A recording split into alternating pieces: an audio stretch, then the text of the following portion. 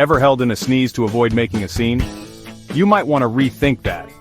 When you sneeze, air shoots out at up to 100 miles per hour.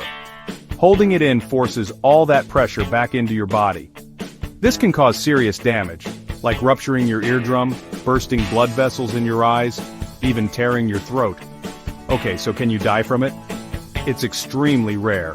But yes, there are rare cases where that pressure caused fatal complications, like brain aneurysms or blocked arteries. Moral of the story? Just let it out. Cover your mouth and sneeze safely.